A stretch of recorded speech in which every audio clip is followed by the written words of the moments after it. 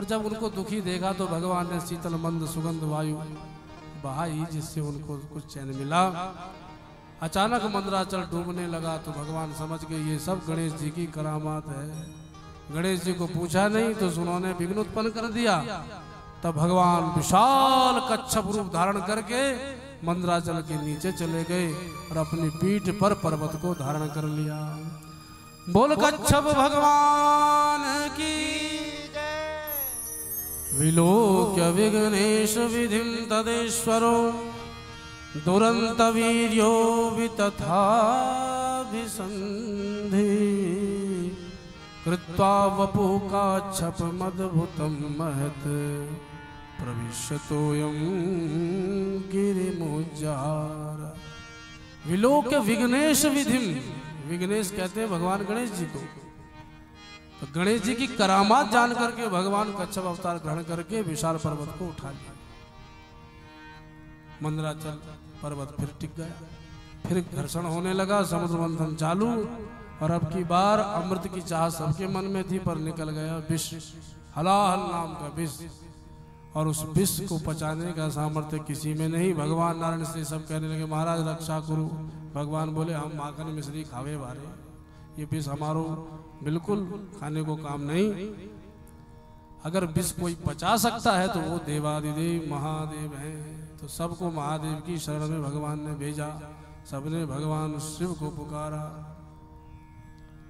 देव देव महादेव भूतात्मन भूत भावना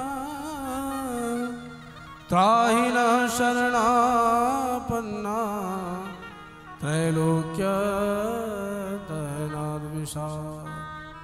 हे भूत भावन शमशानेश्वर भूतनाथ, त्रैलोक्य को भस्म करने वाले इस भयंकर विष से हमारी रक्षा करो।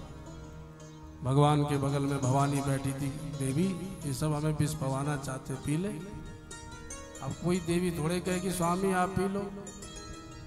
याद रखो पति का भी परम कर्तव्य है, कुछ भी जीवन में करे पत्नी से जरूर पूछे। कुछ लोग नहीं पूछते। पत्नी का आदर होना चाहिए। कोई भी बात हो मंत्रणा में उसको भी शामिल करो।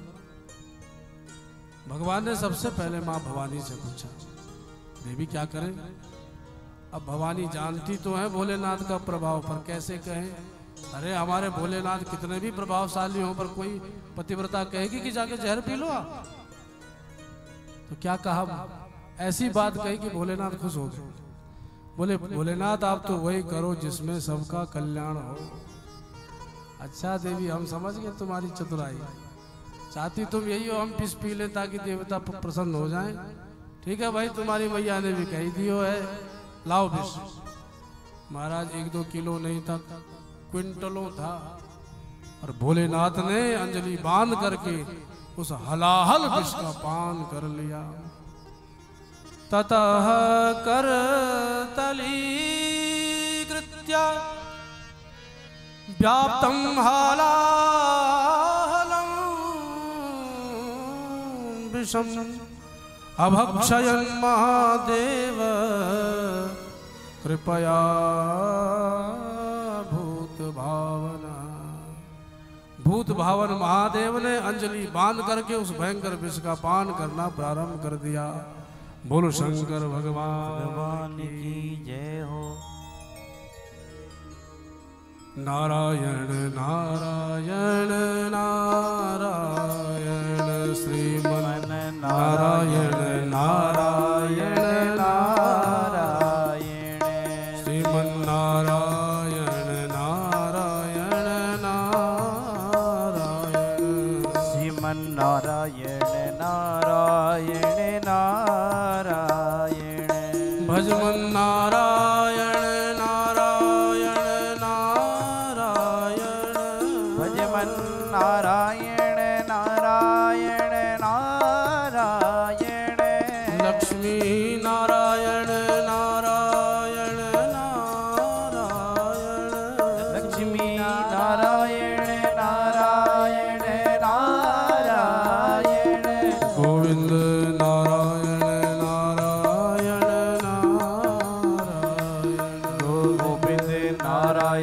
नारायण नारायण। भोलेनाथ ने जैसे विष का पान किया तो उस विष को पीते पीते कुछ विष की बूंदें नीचे गिर गई, जिसको सर्प और बिच्छुओं ने चाट लिया। तब से उनके भीतर भी विष आ गया। पर भोलेनाथ ने उस विष को पिया, पर जैसे ही पीना चालू किया कंठ तक ही विष गया था कि भोलेनाथ ने विचार किया मेरे हृदय में तो श्री राम जी हैं। लोकाभिरामं रणरंगधीरं लोकाभिरामं रणरंगधीरं राजीवना राजीवनेत्रं रघुवंशनाथं राजीवनेत्रं रघुवंशनाथं कारुण्यरूपं करुणाकरं तं कारुण्यरूपं करुणाकरं श्रीरामचन्द्रं शरणं प्रपद्ये। श्रीरामचन्द्रं शरणं प्रपद्ये। मेरे हृदय में राम जी है और हमारे राम जी नीलाम्बुजश्यामल कोमलांगम सुकोमल है। कितने कोमल है हमारे राम जी? बोले इतने कोमल हैं। सबसे कोमल होता है कमल, कमल से कोमल कमल का पराग, उससे भी कोमल कमला मतलब लक्ष्मी, और लक्ष्मी से भी कोमल लक्ष्मी के अंग, लक्ष्मी के अंगों से भी कोमल लक्ष्मी के हस्त, और उन हस्तों से जब लक्ष्मी जी नारायण के चरण दबाती हैं तो नारायण कहते हैं देवी जरा आराम से, बड़ा कष्ट हो रहा है। तो आप विचार करो प्रभु कितने कोमल हैं। तो भोलेनाथ ने विचार किया मेरे आराध्य इतने कोमल हैं, कहीं भी चला जाएगा तो बड़ा कष्ट होगा। तो भोलेनाथ ने कंठ में ही उस विष को रोक लिया। अरे हम कुछ खाएंगे तो पेट में जाएगा ही जाएगा, और भोलेनाथ का कैसा सामर्थ्य कि कंठ में रोक लिया। आज तक कंठ में ही है। उस कंठ में गए विष ने अपना प्रभाव दिखाया, कंठ हो गया नीला। तब से भगवान नीलकंठ बन करके प्रतिष्ठित हो गए। बोल शंकर भगवान की जय। यच्चकार गले नीलम तच्च साधुर्विभूषणम। नीलकंठ होते ही भगवान के कंठ में उस नीलिमा की अपूर्व शोभा हुई। भगवान नीलकंठ बन करके प्रतिष्ठित हो गए। बोल शंकर भगवान की जय हो। शतसृष्टि तांडव रचयिता नटराज राज नमो नमः। सतसृष्टि सीताराम रचयिता नटराज राजे नमो नमः। शतसृष्टि तांडव रचयिता नटराज राज नमो सतसृष्टि तांडव रचयिता नटराज राजे नमो नमः। आदि गुरु शंकर पिताए, आदि गुरु शंकर पिता नटराज राज नमो नमः। सतसृष्टि तांडव रचयिता नटराज राजे नमो नमः। सतसृष्टि तांडव रचयिता।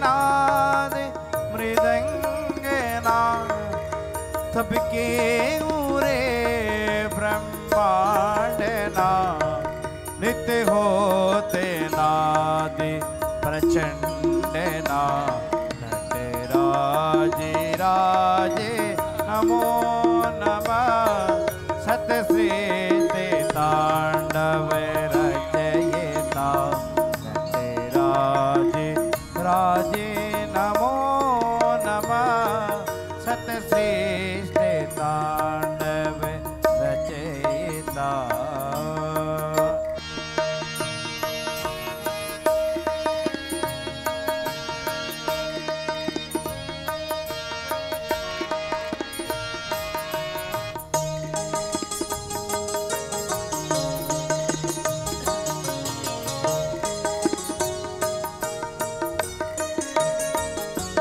शिव ज्ञान गंगा चंद्रमा शिव ज्ञान गंगा चंद्रमा चिर ब्रह्म ज्योति ललाट माँ बिसनाग माला कंठ माँ नटराज राजे नमो नमः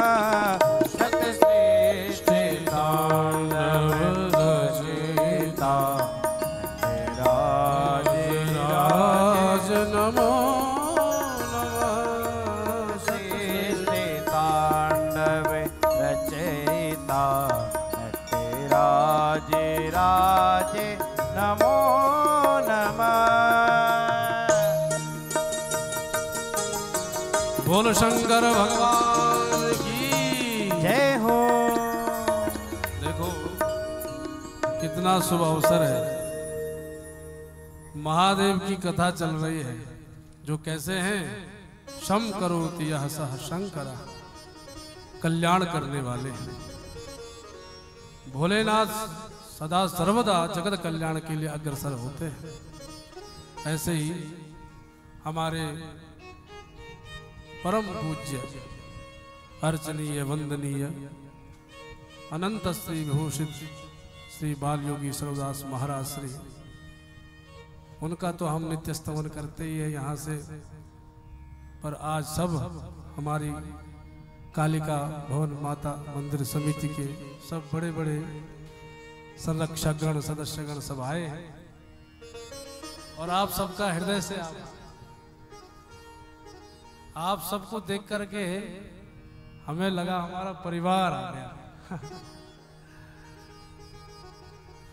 और हम तो कहते रहते हैं कि किसी का परिवार बढ़े भी तो कितना बढ़ सकता है, और हमारे बाबा जी ने ऐसी हम पर कृपा करी कि 7 महीने में ही इतना बड़ा परिवार दे दिया। बोलो जय श्री कृष्ण। ये तो हमने स्वप्न में भी कल्पना नहीं की थी।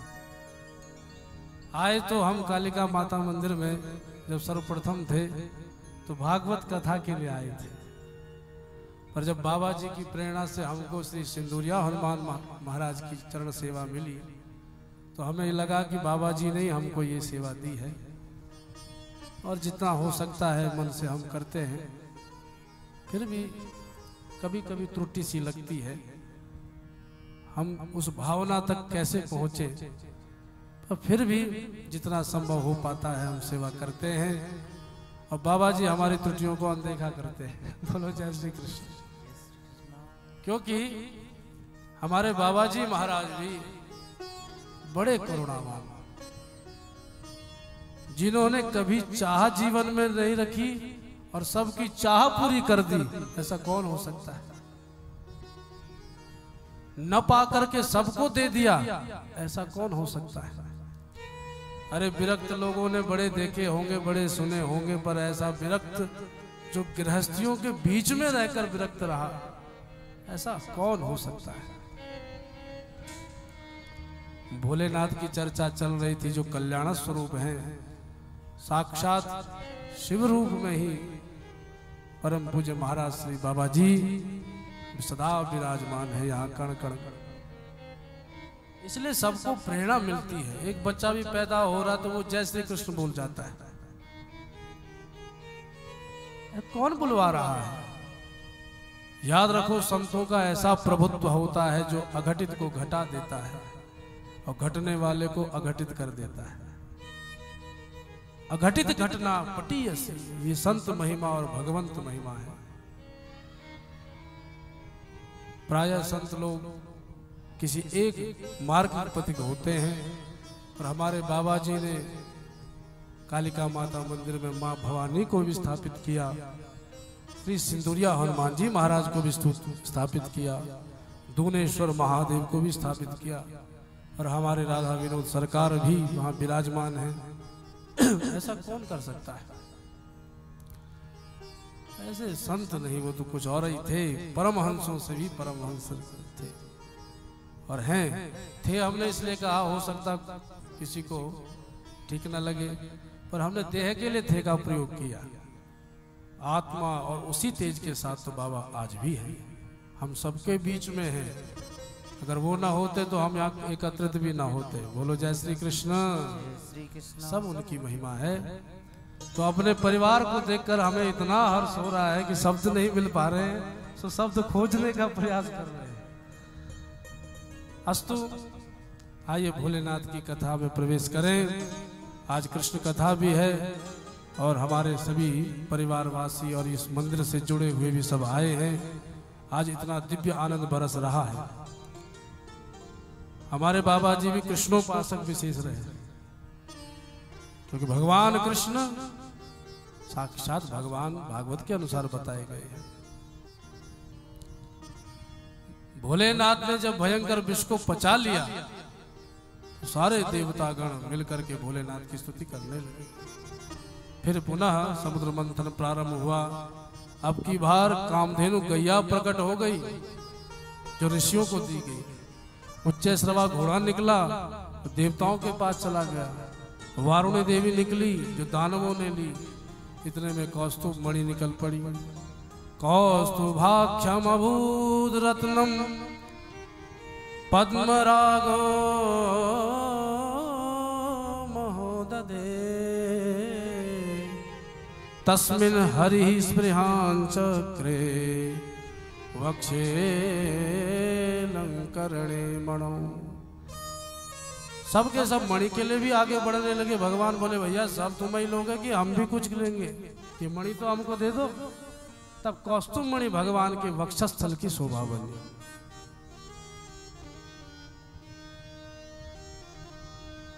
उसके बाद पुनः मंथन प्रारंभ हुआ तो कल्पवृक्ष निकला जो स्वर्गलोक को गया। रंभादिक अप्सराएं निकली स्वर्गलोक को गई। और अष्टम रत्न के रूप में भगवती लक्ष्मी प्रकट हो गई। बोल लक्ष्मी मैया की जय हो। ततश्चाविर्भूत